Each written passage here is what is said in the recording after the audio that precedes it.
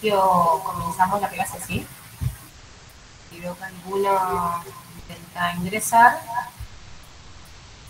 cortamos un poquitito y seguimos. En la primera parte vamos a ir un poquito rápido, que es lo que ya habíamos dado, ¿no es cierto?, hasta el principio, en la clase pasada.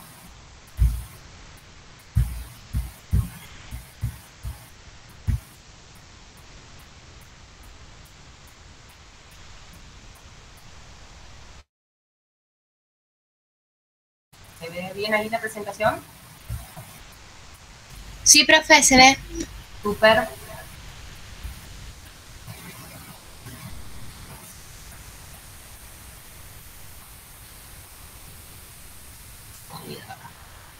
Bien. ¿El puntero se ve? Sí, también se ve. Listo, súper. Bien, entonces, la primera parte vamos a ir un poquito rápido, que es lo que ya habíamos comenzado a dar el teórico pasado. La idea de esta segunda parte de biología reproductiva no es ver anatómicamente ni fisiológicamente cómo está compuesto el sistema reproductor de los principales grupos de invertebrados, sino ver un poquito más allá qué es lo que ocurre después, ¿no es cierto?, las primeras etapas del desarrollo. Entonces, como ciclo general en cualquier organismo, como ciclo reproductivo, cuáles son las etapas que tiene el ciclo biológico en los animales, un adulto, ¿no es cierto?, en determinadas células particulares, capaces de tener meiosis, producen la gametogénesis, en las hembras gametas femeninas óvulos, en los machos gametas masculinas espermatozoides. Se liberan estas gametas, en algunos casos, en otros lados la fecundación es interna, pero estas gametas son haploides, es decir, con la mitad de la carga genética. Se produce la fecundación o fertilización y luego de esta fecundación o fertilización, ya sea en el medio externo o dentro del organismo, comienza el desarrollo embrionario, que puede seguir 2 vías. En algunos casos este desarrollo es de tipo directo, es decir, con juveniles que son muy similares a los adultos, salvo la maduración de las gónadas, y en algunos casos con desarrollos indirectos un poco más complejos, donde involucra distintos estadios larvales, los cuales muchas veces son morfológicamente muy distintos a los adultos, a los juveniles incluso, distintos desde el punto de vista ecológico, morfológico, entre otras cosas. ¿Sí? En este proceso un poco más complejo, donde pasamos por distintos estadios larvales morfológicamente y ecológicamente diferentes, lo denominamos entonces una metamorfosis. Teniendo en cuenta las tendencias generales que ocurren, ¿no es cierto?, en los principales grupos de invertebrados, veíamos que, por un lado, aquellos invertebrados marinos de mayor tamaño, sésiles o coloniales, como poríferos, corales, algunos poliquetos y ofiuras, por ejemplo, dentro de los equinodermos, las gametas se liberan directamente sobre el agua de mar. La fecundación, pues, por ende, es de tipo externa, ¿no es cierto?, al ser liberadas estas gametas al agua directamente. Estos huevos quedan libres directamente una vez que se fecundan en el medio, y en los primeros estadios, las primeras larvas son de tipo planctónicas y lecitotróficas, ¿cierto? Es un modelo bastante primitivo o ancestral, donde tiene como desventaja que hay un alto costo de energía en lo que es la producción de gametas. Debe producir mayor cantidad de gametas porque al ser liberadas o quedar expuestas al medio externo, también quedan expuestas por ende a depredadores, y la probabilidad de que se fecunden y prosigan su desarrollo es mucho más bajo que aquellos que lo hacen a través de la fecundación interna, donde por ahí la hembra se asegura de alguna forma de la fecundación y los primeros estadios del desarrollo. Estas larvas, que son planctónicas y lecitotróficas, generalmente, como tienen ya su vitelo, o sea, se nutren del vitelo que está almacenado dentro del huevo, permanecen poco tiempo con forma de larva, ¿sí?, porque ya tienen disponible el alimento necesario para cumplir con estas primeras etapas del desarrollo. Entonces, pasan poco tiempo estas larvas, tienen un corto tiempo de desarrollo y pasan a un estadio de adulto un poco más rápido, el cual viene delimitado justamente por la cantidad de vitelo. Al tener mucho vitelo, los primeros estadios entonces se desarrollan de forma más rápida, y cuando este vitelo se acaba, por decirlo de alguna forma, necesitan pasar rápido a este estadio adulto para poder alimentarse. En algunos casos incluso hay un mecanismo de protección donde estos individuos permanecen dentro de alguna cubierta del huevo donde van a completar ahí adentro esta metamorfosis, ¿sí? Y emergen directamente ya como juveniles capaces de alimentarse. Otro patrón o tendencia general que podemos ver en invertebrados que son un poco más pequeños, incluso más activos, como en algunos crustáceos, en algunos moluscos, algunos equinodermos, que no son las oscuras que estábamos viendo recién, o los anélidos, la fecundación es de tipo interna, ya sea con o sin cópula, ¿sí? Y las gametas son liberadas directamente en el interior del cuerpo. ¿Bien? Se almacenan ahí adentro y la fecundación es dentro del cuerpo de la hembra, la mayoría de las veces. En estos casos suele haber comportamientos de cortejo para asegurarse la fecundación, ¿sí? O los genes más fuertes, en este caso, y muchas veces hay incubación de los huevos, es decir, que la hembra de alguna forma va a asegurarse que estas primeras etapas del desarrollo se completen de forma eficaz. A veces al cuidado parental y a veces no, pero en principio se asegura entonces que estos huevos lleguen al destino, ¿sí? Terminen sus primeras etapas del desarrollo. Generalmente las larvas en estos casos son planctotróficas, pues por ende van a tener una vida un poco más larga o prolongada. ¿Qué significa que estas larvas sean planctotróficas? Que estas larvas se van a alimentar entonces de este plancton. Entonces, la vida como larva es un poco más larga y prolongada que en el caso del que veíamos recién, anteriormente, porque ellas mismas tienen que moverse y desplazarse activamente para alimentarse y crecer, ¿no es cierto? O tener los nutrientes necesarios para terminar de completar su desarrollo. ¿Cuáles son las posibles ventajas de este tipo de larvas? Que por un lado, al ser larvas móviles, muchas veces con mecanismos de locomoción activos, de cilios la mayoría de las veces, les permite colonizar nuevos hábitats en caso de que lo necesiten. Pueden explorar, pues justamente por desplazarse activamente, en recursos alimentarios disponibles o no, ¿sí? En caso de que no hay, incluso irse en búsqueda entonces de este nuevo hábitat. También son capaces de escapar de las perturbaciones del lugar de origen, es decir, en caso de que haya algún tipo de perturbación, ya sea del ambiente o por una cuestión de presencia excesiva de depredadores, son capaces de desplazarse, moverse e irse, ¿no es cierto?, más lejos. Y por otro lado también evitar, pues, la competencia local. Somos muchos en el mismo lugar queriendo obtener el mismo recurso. Estas larvas son capaces de moverse, ¿no es cierto?, hacia otro lugar para evitar el solapamiento, incluso interespecífico. Y por el otro lado veíamos otra tendencia general, generalmente en invertebrados de agua dulce o terrestres, donde también la fecundación es interna con o sin cópula, donde las gametas también se encuentran en el interior del cuerpo, pero en este caso hasta incluso en menor número que los grupos anteriores, los anteriores. Muy raramente las larvas son pelágicas, que generalmente son larvas más bien de tipo bentónicas. Y en estos casos, sobre todo en los terrestres, en los invertebrados terrestres, los huevos presentan siempre o cubiertas impermeables y resistentes que les dan protección y que evitan la deshidratación, pero no solamente evitan la deshidratación, sino que justamente les dan una protección extra. O también está la presencia de cocones, que ahora vamos a ver. Muchas veces estos cocones son un grupo conjunto de todos los huevos que se incuban en el interior a la vez, dándole también protección, obviamente, en ese caso, la madre. Muchas veces incluso acarrean o llevan este cocón durante los primeros estadios, asegurándose de que estos individuos se encuentren protegidos incluso por mecanismos de defensa propios de la madre, hasta completar sus primeros desarrollos. Y en estos casos, o en la mayoría de ellos, sí hay un cuidado y aprovisionamiento de las crías en los primeros estadios. No solamente las cuida y las defiende de los depredadores, sino que muchas veces la madre o en algunos pocos casos, pero también ocurre, el padre es el encargado de buscarles la comida, ¿sí? Ahí por eso dice aprovisionamiento de las crías. En algunos casos, como en el nitelados, también en mitos, principalmente los de agua dulce, y en los moluscos de tipo pulmonados, hay hermafroditismo, ¿sí? Que también muchas veces viene de la mano con el modo de vida que tienen. Y a ver si hablamos de los parásitos. Vamos a ver cómo es el desarrollo indirecto o distintas formas larvales en los principales grupos de invertebrados marinos.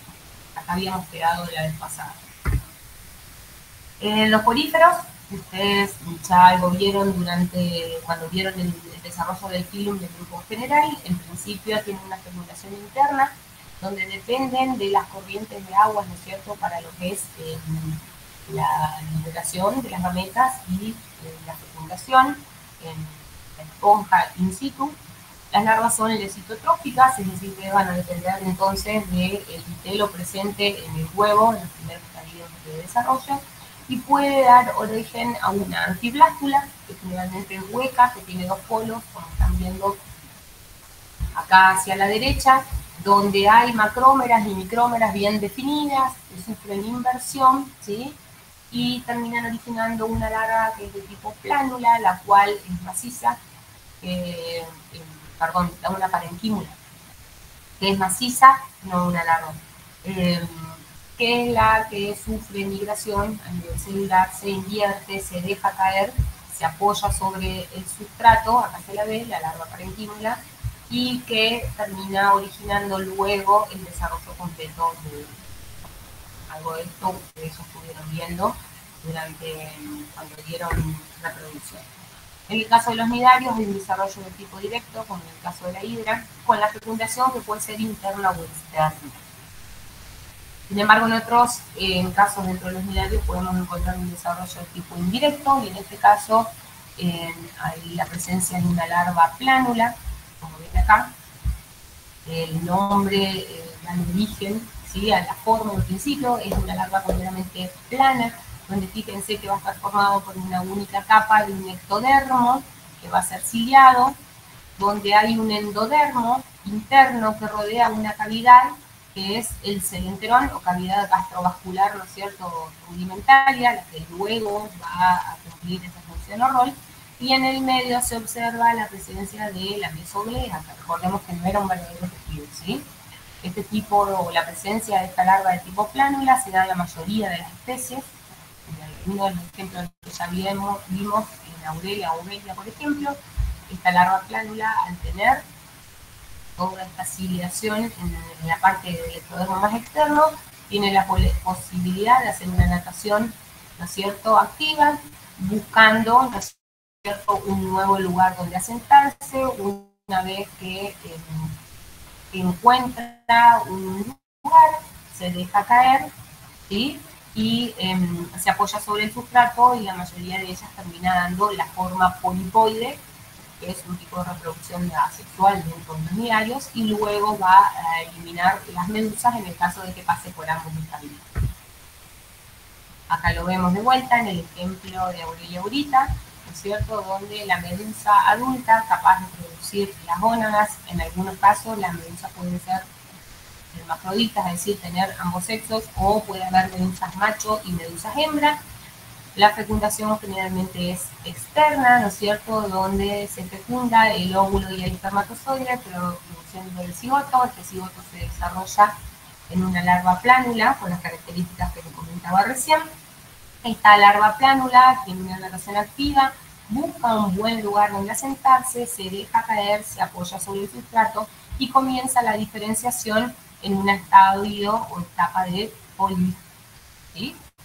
Esta etapa de tipo pólipo o polipoide, ¿sí?, por una reproducción o fisión, va a producir por estrobilación, que era el proceso a partir del cual se reproducía asexualmente, distintas medusas, ¿sí?, que quedan como apiladas, como si fueran pilas de monedas, las cuales una vez que se van desarrollando y por las contracciones de las células epiteliomusculares, logran desprenderse una vez adulto, ¿no es cierto?, y libera a estas pequeñas medusas que aún no están reproductivamente activas, ni totalmente desarrolladas, que se las denomina espiras. Las espiras terminan de madurar en el medio acuático hasta volver a convertirse en medio. ¿Sí? La larva actínula, que es lesitotrófica o muchas veces también puede ser planetotrófica, se encuentra presente no en todos, pero en algunos de los hidrozoos coloniales, como Tubularia, por ejemplo, o también en algunas hidromedusas, como en el caso de Glauna.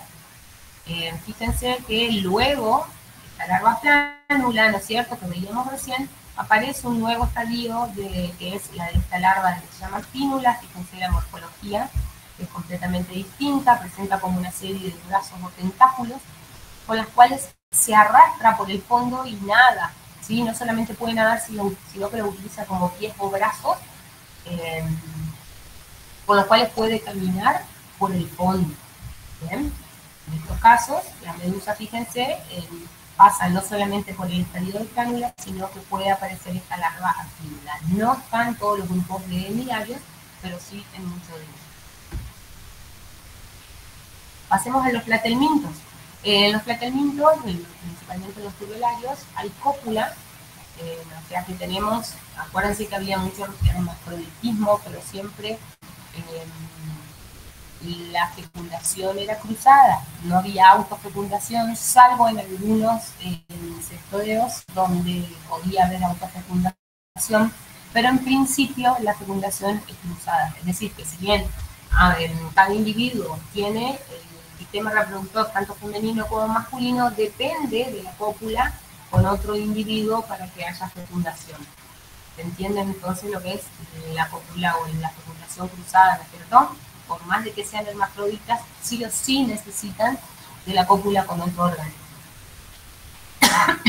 Y en algunos casos, incluso también puede ocurrir la impregnación hipodérmica, es decir, donde el órgano copulador no se introduce a través del gonoporo femenino, sino que directamente lo hace a través de la piel, ¿sí? Y de esa forma los espermatozoides, los que migran hacia el órgano, o a veces tienen una espermateca, o en otros casos directamente hacia el óvulo y lo fecunda hacia el individuo. En la mayoría el desarrollo es directo, sin embargo hay otros grupos que pueden tener el desarrollo de larva. Profe, ¿Sí? una pregunta, ¿es por esto que a veces, digamos, hay organismos que tienen tan separado, hermafroditas, ¿no?, que tienen tan separados lo que es la parte reproductiva femenina y masculina, como que nunca se conectan? No, realmente nunca se conectan porque no hay, claro, si no sería una autofecundación donde directamente Claro. un producto sale el óvulo y ya que está de paso lo fecundan.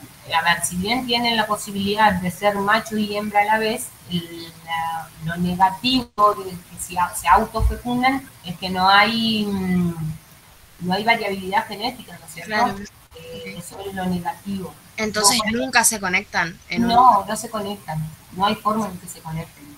Bueno, gracias, profe. No, por favor. Igual en algunos casos suele haber autofecundación, pero por ahí se da mucho en los cestodeos, donde recuerden que cada uno de los proglótidos tiene los dos huevos completos. Entonces hay autofecundación, pero es de proglótido a proglótido. ¿Sí? Sí, es el sí. mismo individuo, pero dentro de todo de proglótido a proglótido y no dentro del mismo proglótido.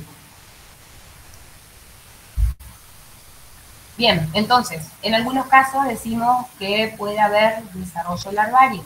En el caso de algunos policládidos marinos, o en la mayoría en realidad de estos desarrollos larvarios se da en policládidos más bien marinos.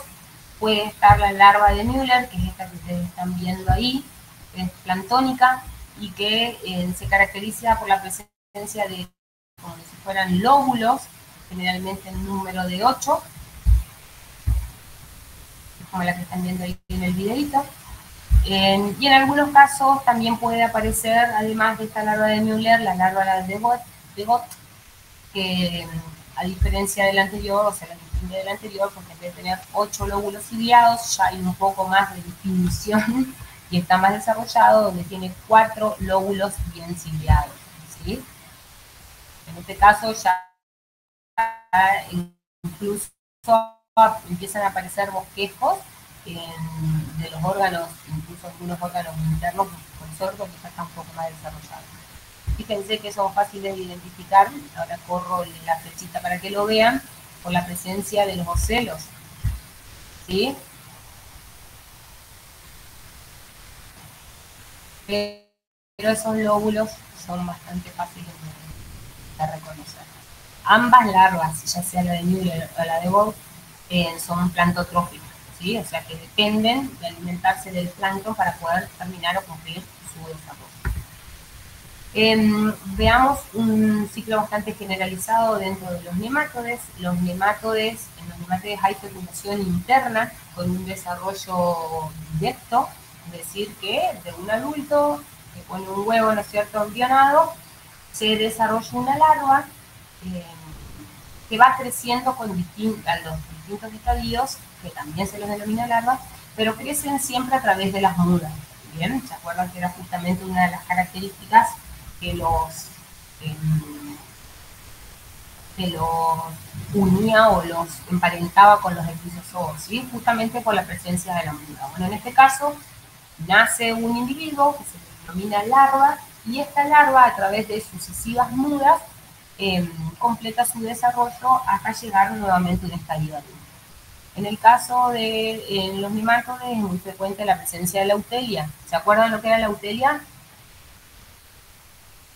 Que mantenían el número constante de células. Exactamente, mantienen el número constante de células desde que sale de la larva 1, desde que completa su desarrollo a larva 1 hasta un estadio adulto, ¿sí?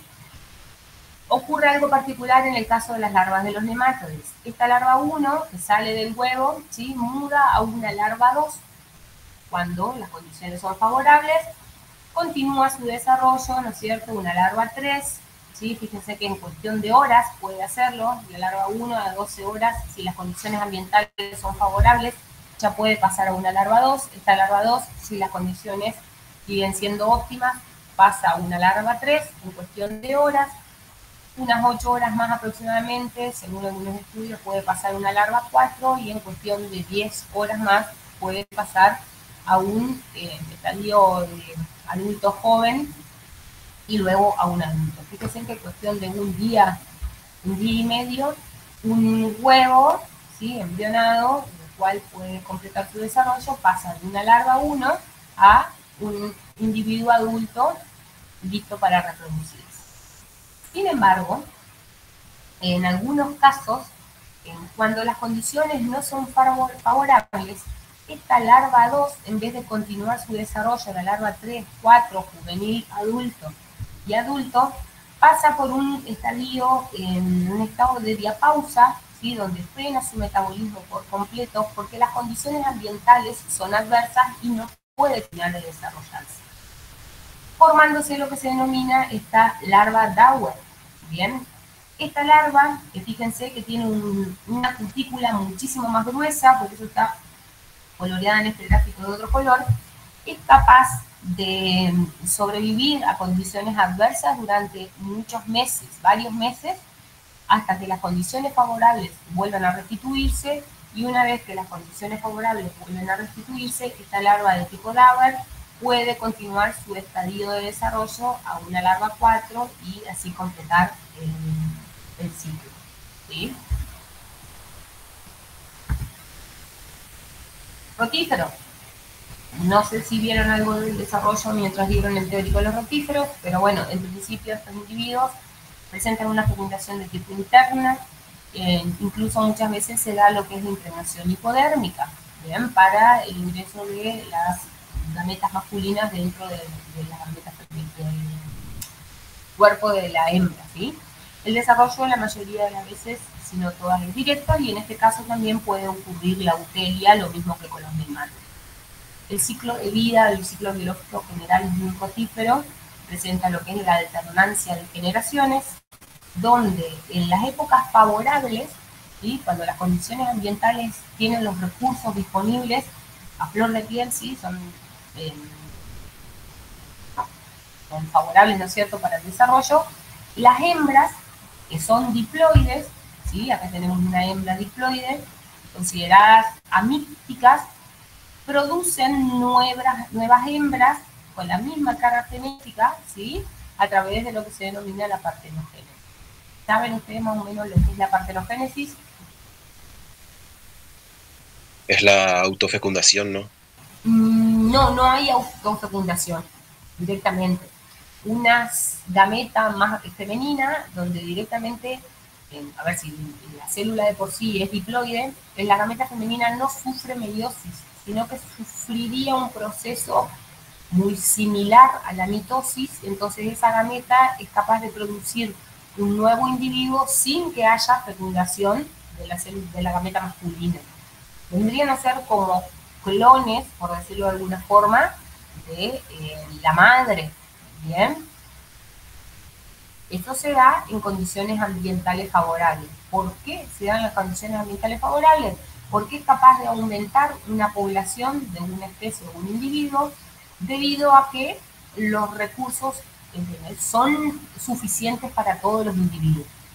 Obviamente, lo único que obtenemos son hembras, ¿sí? Entonces, no puede haber entrecruzamiento genético. Como beneficioso, entonces, en estos casos, podemos aumentar una población en un determinado ambiente donde los recursos son favorables. Como negativo es que no hay intercambio genético. Estas hembras diploides, entonces, partenogenéticas, que se las denomina amísticas, se dan entonces cuando las condiciones son favorables, ¿bien? Todo por procesos de tipo micro. Sin embargo, cuando las condiciones ambientales cambian, porque los recursos, por este motivo, no están disponibles en un 100%, incluso porque hay cambios de temperatura, estas hembras, ¿sí?, van a empezar a producir huevos a través de la meiosis, donde originan, por un lado, las células femeninas, y por otro lado pueden producir machos. Y en este caso, entonces, sí hay reproducción de tipo sexual. Bien, se produce la fertilización y termina dando individuos nuevamente adultos. Este ciclo se repite hasta que las condiciones ambientales vuelvan a ser favorables, donde vuelve a comenzar entonces, en la alternancia de generaciones, otra vez una tanda de hembras diploides amísticas.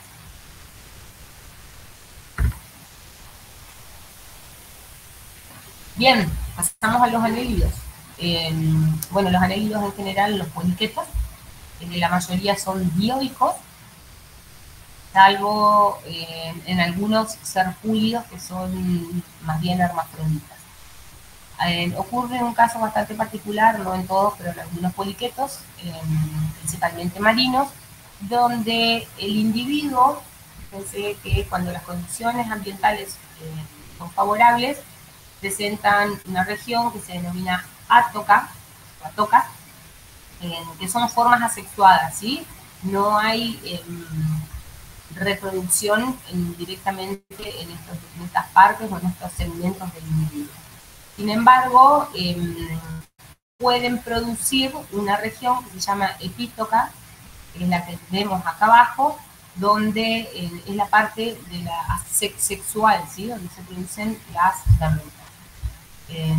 Entonces queda como una región asexuada y una región que es la epítoca, que es la región sexuada. No se dan muchos casos, hay uno de los casos como los eunícidos, en algunos eunícidos, o nereis, donde fíjense que incluso morfológicamente cada uno de los segmentos que van a formar a estos poliquetos son distintas, ¿sí? La parte átoca y la parte epítoca, que es la que produce la reproducción de tipo sexual.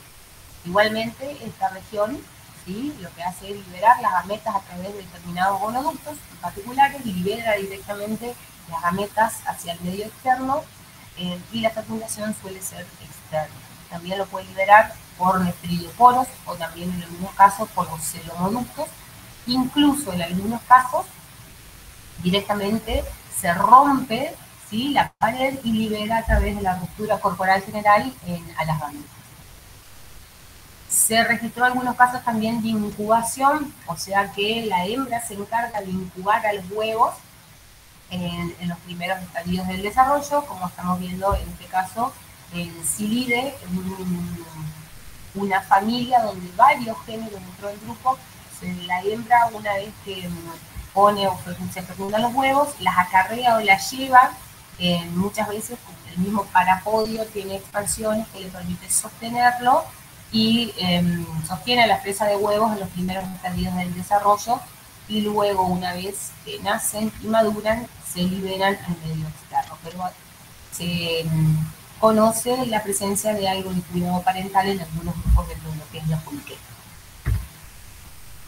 En el caso de los anélidos, vamos al ejemplo más clásico de la lombriz. Ustedes saben que tienen una región, los oligoquetos, que es el clitero, que es el encargado de formar el cocón o capullo, ¿no es cierto? En este cocón o capullo que se produce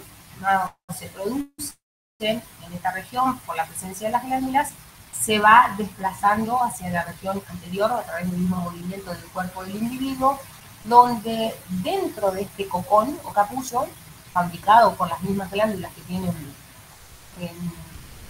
las lombrices, primero recibe en su interior a los óvulos, y luego, una vez que se va desplazando hacia la región anterior, dentro de este cocón se van fecundando estos óvulos, es decir, que recibe el esperma después.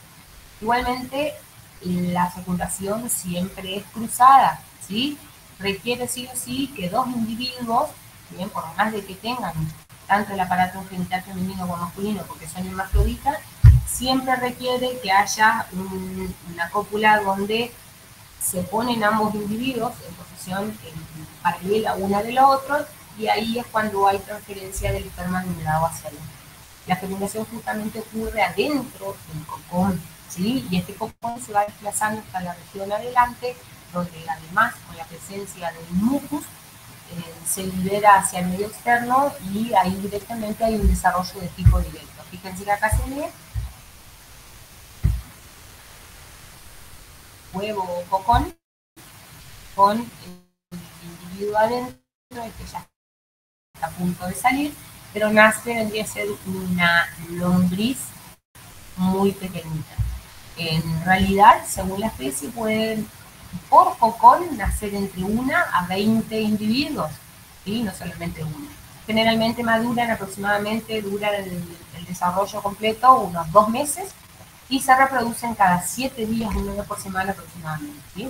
Bastante efectivos, y las condiciones ambientales son las óptimas. En el caso de los moluscos, vamos a ver la presencia de un desarrollo indirecto con 2 larvas principalmente. La mayoría es una larva trocófora que también se encuentra en los anélidos. Fíjense que esta larva trocófora es generalmente globosa o circular, y se caracteriza porque viene con una hilera de cilios en lo que es el ecuador, lo cual le permite la natación activa. Bien, como están viendo en este videito de arriba. Generalmente en esta larva trocófora ya se pueden ver esbozos de lo que es la glándula de la valva, que va a producir la valva, y en algunos, incluso en un estadio más avanzado, se puede ver parte del desarrollo de lo que es el pie. En el caso de los placóforos, por ejemplo, solamente tienen este tipo de larva. Sin embargo, en otros grupos, además de esta larva trocófora, aparece esta larva beliger, que es la que están viendo abajo, donde, como verán, está mucho más desarrollada, que es plantotrófica, o en algunos casos también puede ser lexitotrófica. Y acá sí ya hay esbozos, fíjense, hay como un velo, le dan nombre a la larva, que son como estas expansiones laterales ciliadas, que le permiten una natación activa, un órgano ciliado para la natación, por un lado, incluso provoca corrientes de agua que colaboran con lo que es la alimentación. Y en esta larva también ya se puede ver esbozos de la protovalva, ¿sí? Creo que cuando estaba de costado se veía mejor.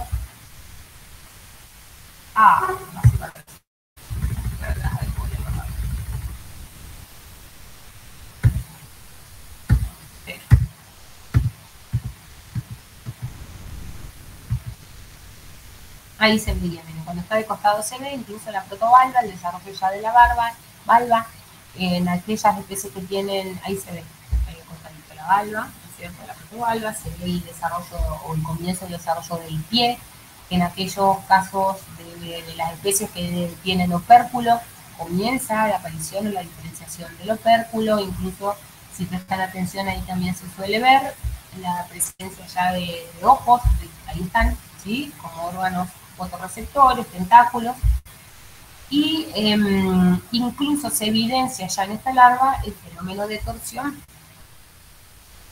caso obviamente de aquellos individuos que presentaban este fenómeno.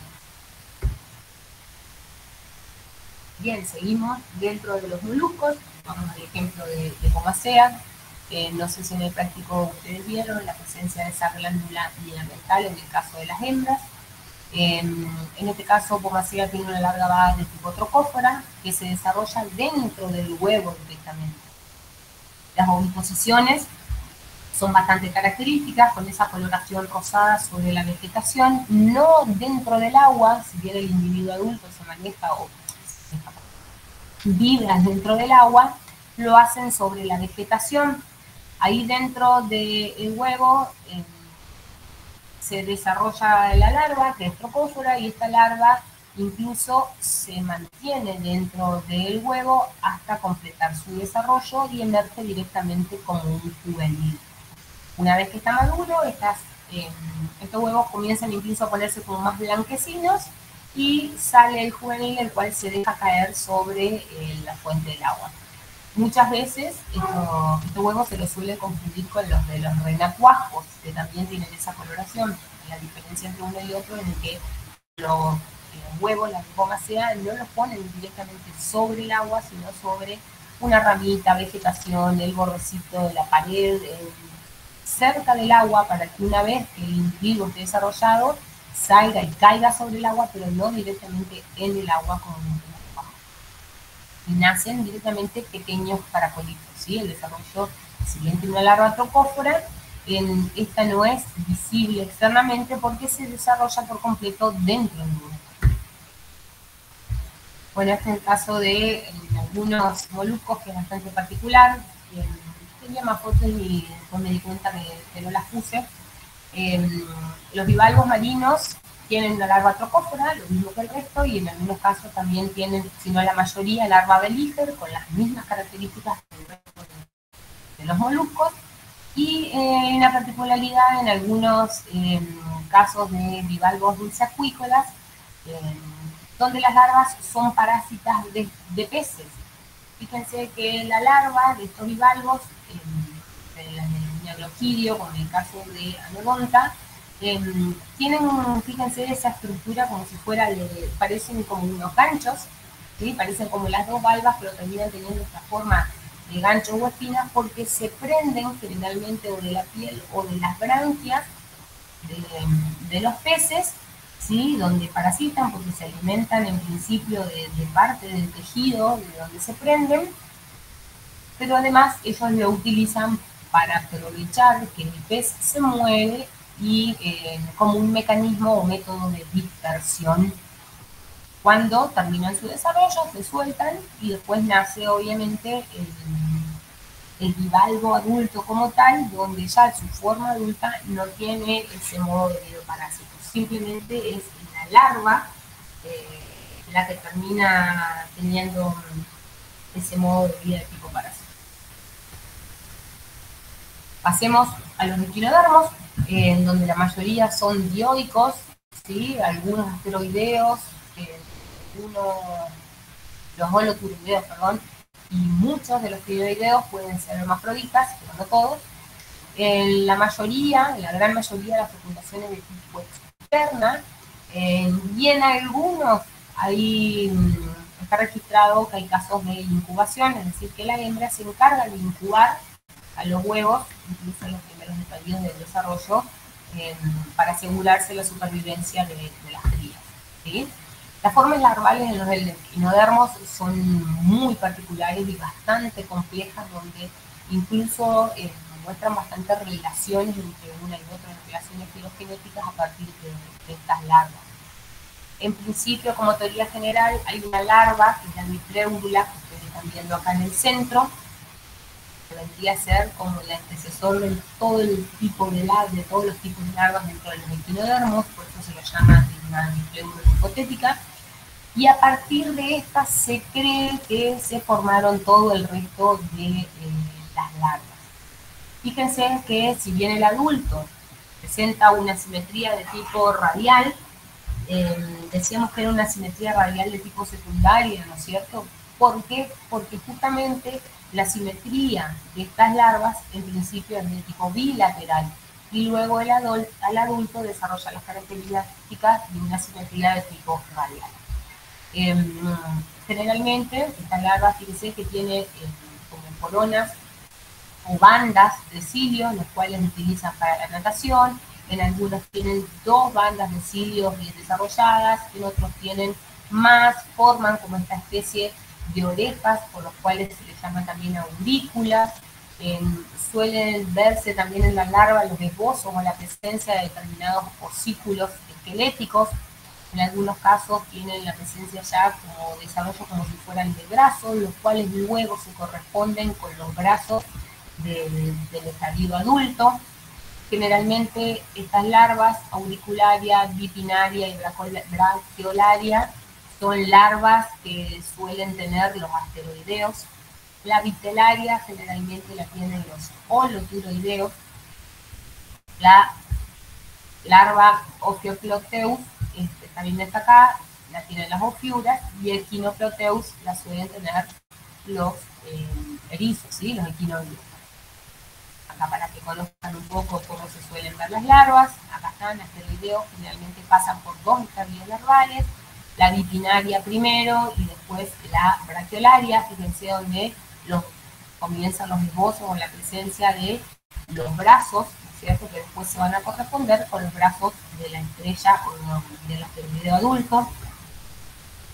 Y fíjense que acá se ve parte del proceso de la metamorfosis. Generalmente uno de los 2 lados de esta larva que tenía simetría bilateral comienza a formar lo que va a ser la superficie oral, y del otro lado comienza el desarrollo de lo que va a ser la superficie aboral. Generalmente el lado izquierdo de la larva va a terminar formando lo que es, fíjense, boca, ano y todo lo que es el desarrollo de la superficie oral, y el lado derecho todo lo que es la superficie de tipo aboral en el caso de los asteroideos.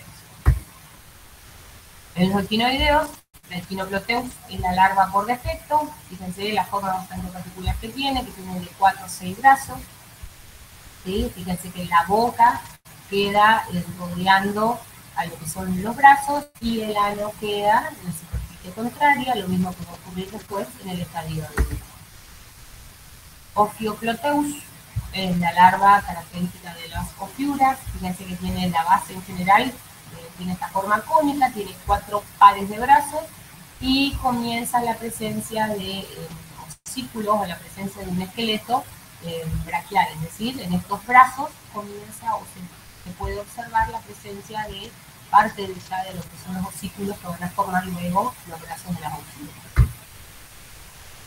La larva en los crinoideos, ¿sí? Igual que este tipo de larva, en forma de barril o tonel, como están viendo ahí, con esas bandas de cilios bastante características, se puede ver no solamente en los crinoideos, sino que también en los holoturoideos. En este caso, los crinoideos pasan por una larva que están viendo acá, que es la vitelaria, que tiene esa forma de barril o tonel, que tiene bandas de penachos ciliados para la locomoción.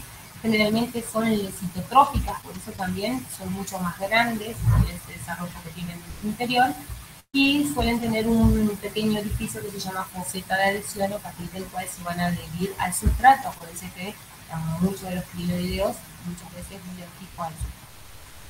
En algunos casos también pasan por una larva que se llama cistidia, que tiene también forma de cáliz, con pedúnculo y es sésil, y en algunos casos también pasan por esta larva de tentacrina, donde la boca está rodeada de tentáculos, ya está bastante más desarrollado, y el esqueleto del cáliz del pedúnculo ya están bien desarrollados. Y son estadios un poco más avanzados.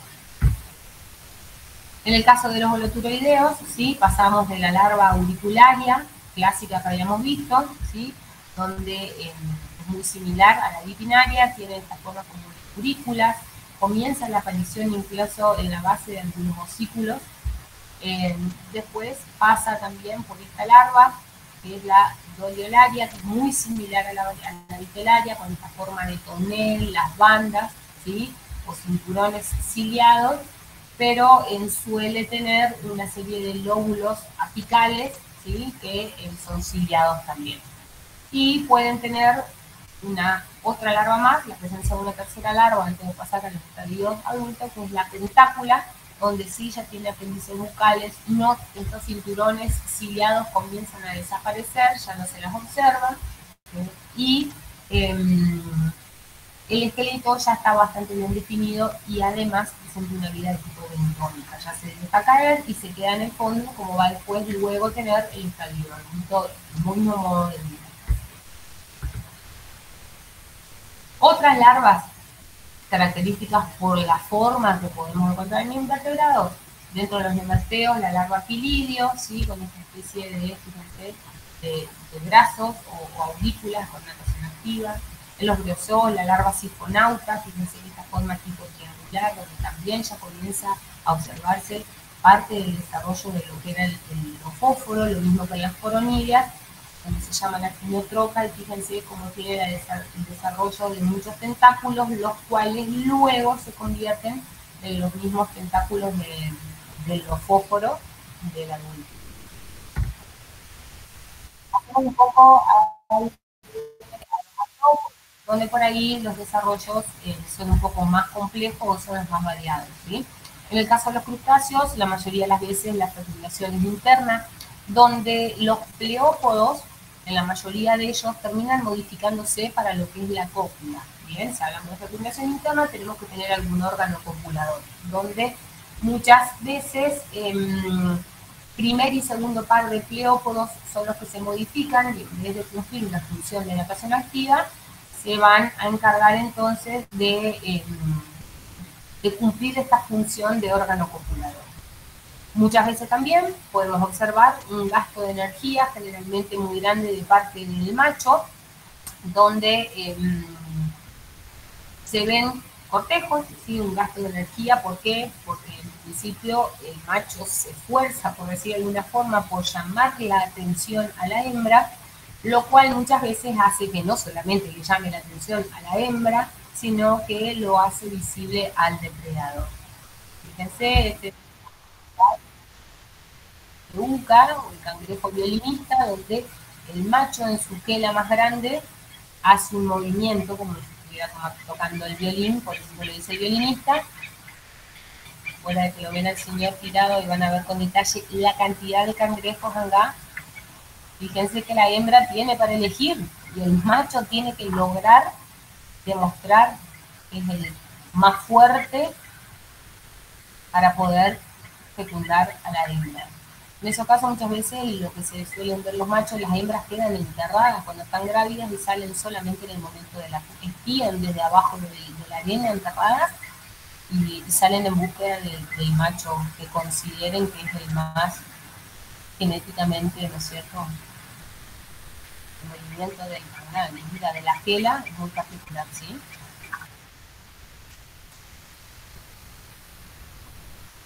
Fíjense la cantidad que hay. Escuchen de fondo a las aves que se están por hacer el festín.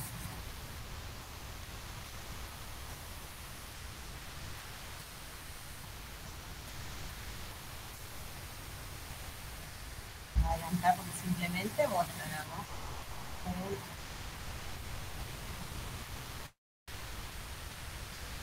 Incluso muchas veces terminan peleando entre ellos nomás.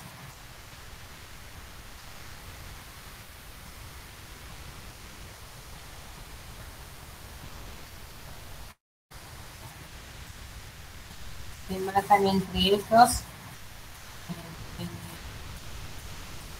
por pelearse, por la hembra nada más. Bueno, en otros casos, dentro de los crustáceos puede haber un desarrollo, hay desarrollo directo, ¿sí? Como los cladóceros, algunos lacturos, algunos cangrejos dentro de la familia Potamonidae, incluso ostrácodos. Sin embargo, en otros hay desarrollo indirecto donde hay una gran variación en cuanto a la forma de la larva y a la cantidad de estadios que puede pasar esa larva antes de completar el desarrollo. Profe, ¿Sí? perdón que le interrumpa, quería preguntarle, los equinodermos, ¿era fecundación interna o externa? Externa.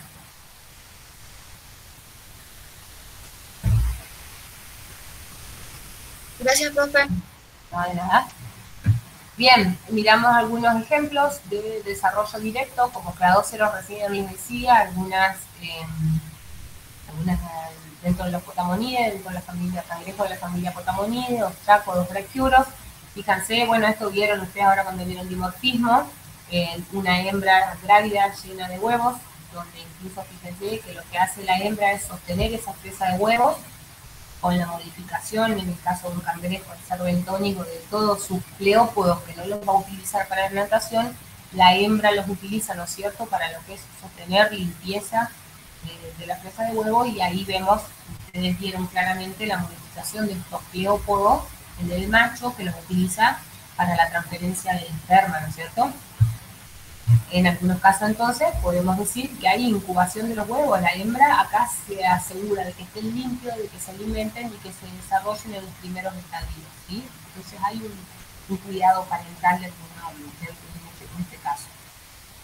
Por otro lado, que vamos seguramente a ver en el práctico, a la dafnia o la pulga de agua, donde también podemos observar que presenta en la parte posterior una cámara incubatriz, donde, valga la redundancia, incuba, incubación de los huevos, que pueden ser ya sea parterogenéticos, en el caso que las condiciones ambientales sean favorables, y cuando son desfavorables, lo mismo que ocurre con los rotíferos, vamos a ver la formación de un esfipio, que es uno o dos huevos, los cuales se distinguen de los huevos parterogenéticos por el gran desarrollo, ¿no es cierto? Tienen uno o dos huevos bien desarrollados con cubiertas externas protectoras, y desarrollo del esfipio, a diferencia entonces de aquellas hembras que son parterogenéticas, donde vamos a ver muchos huevos, que es lo mismo que ocurría en los rotíferos, que vienen a ser como clones, por decir de alguna forma, de la hembra adulta. En el caso de Hialela o los anfípodos, en este caso también hay incubación de los huevos, pero generalmente tienen una cestilla o cámara que terminan formando directamente los pleópodos y pereiópodos, con los cuales va a sostener a los huevos cuando la hembra está grávida. Ya hablamos de cuidado parental. No sé si les habrá tocado alguna vez la suerte de querer matar una araña, de que cuando la quieren matar salen las 2 millones de crías, ¿no es cierto?, por encima. No, por suerte no. Oh, de tener... No, gracias a Dios. ¿Nunca les pasó? Bueno, ustedes no tienen cosas que a mí siempre les pasa. Se me burlan acá porque yo siempre me pasó alguna. Bueno, fíjense en este caso, bueno, ahora vamos a ver igualmente. En el caso de los arácnidos hay cuidado de la cría. La hembra incluso, con la misma glándula de la seda, produce un cocón donde adentro pone los huevos fecundados. En ese cocón se desarrollan ahí adentro y nacen las arañas, las crías, ¿no es cierto? A veces hay competencia hasta dentro del cocón, y en los primeros estadios depende que el más fuerte se comen entre ellas, y una vez que nacen o salen del cocón, se posan sobre el abdomen de la madre, donde la cuida la madre durante bastante tiempo, ¿sí? Cuando realmente pasan 2 o 3 mudas y ya están lo suficientemente preparadas para salir a cazar ellas solas, se bajan de la madre y la liberan. ¿Okay? Bueno, acá ves también. ¿Se escucha el sonido?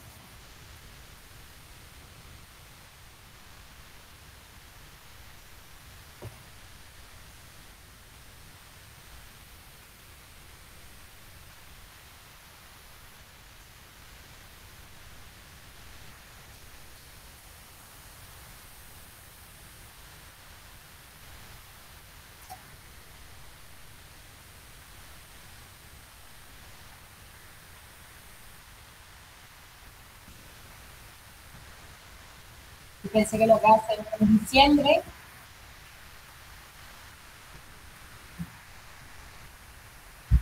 Dice que justamente las hembras en diciembre, que ya están, obviamente ya pasó la época fértil y de cópula, la hembra, una vez que ya está grávida, fíjense que se entierra y el que anda dando vuelta por la playa es el macho, ¿sí? Porque la hembra se mantiene escondida abajo del agua hasta que nacen los huevos y se van liberando los cangrejitos, ¿sí? Ella se queda enterrada cuidando a las crías y el macho es el que anda dando vueltas por ahí.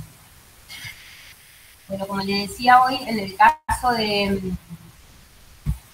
Vamos a poner pausa.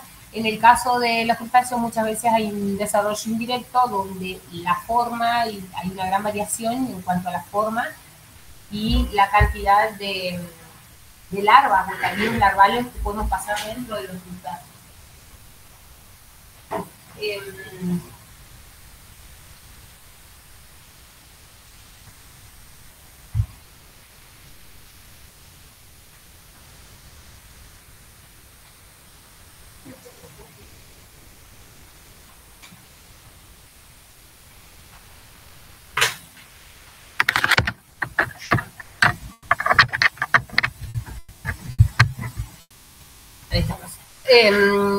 La larva, por defecto que tienen todos los crustáceos que tienen un desarrollo indirecto, es la larva nauplio, que es este esquema que ustedes están viendo acá. Es casi común a todos los grupos. Después el resto de las larvas que pueden llegar a tener los crustáceos varía, pero en principio la larva nauplio es muy fácil de identificar, la van a encontrar un montón de veces en nuestras muestras de agua y se caracterizan por la presencia solamente de 3 pares de apéndices, que como verán acá, se están acá, ¿sí? Los cuales los utilizan muchas veces para la natación, los baten tipo saltitos, son de vida libre en la mayoría de ellas y son muy características por este ojo bien desarrollado que se lo denomina el ojo nauplio. Fíjense, voy a mostrar en una muestra de agua, agua aún sin flujo, protozoo que nada que ver, no en el caso. Ahora vamos a ver la presencia de escalajes nauplios. Incluso fíjense que acá se puede ver parte del escudo, de lo que es el cefaloperoideon, a aparecer. Ahí está. ¿Ven? Esta es la larva nauplio. De otra característica, no solamente por los pares de apéndice, sino por ese ojo nauplio que desarrollan ustedes también.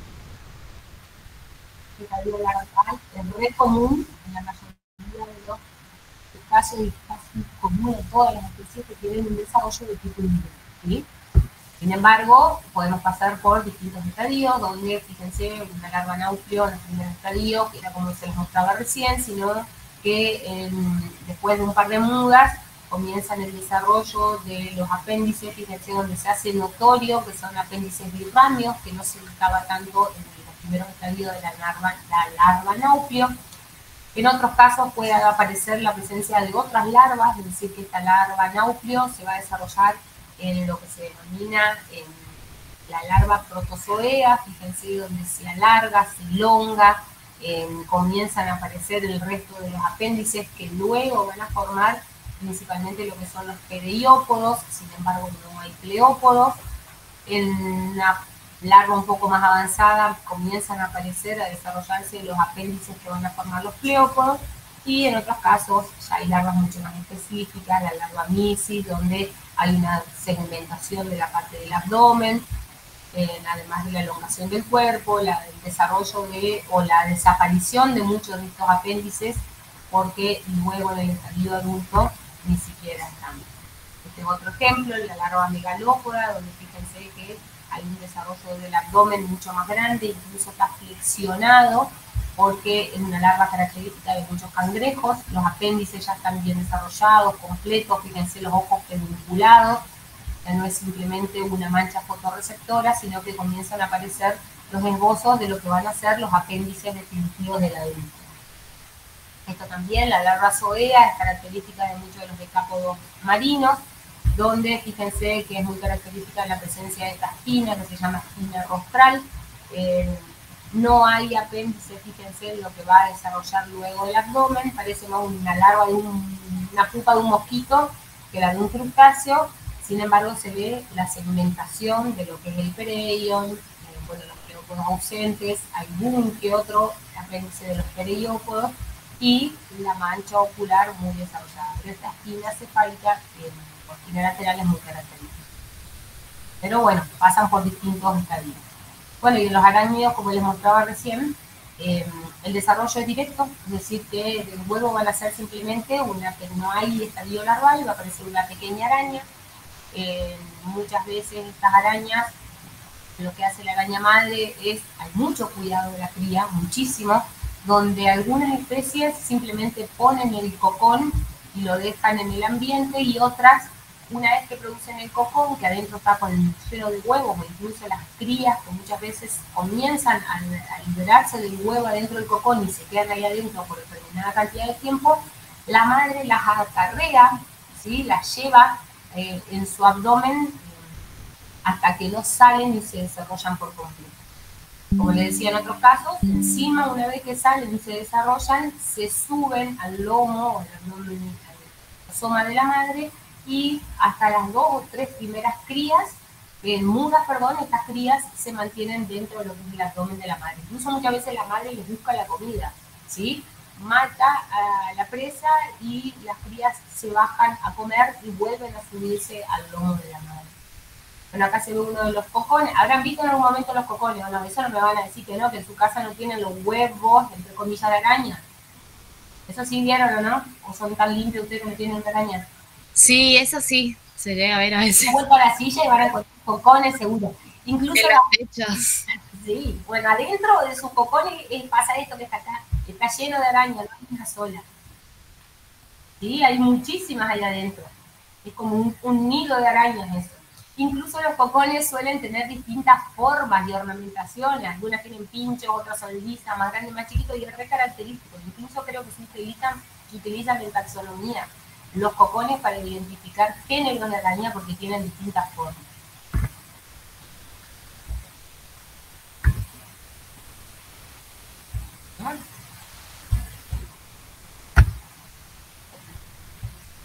¿Sí?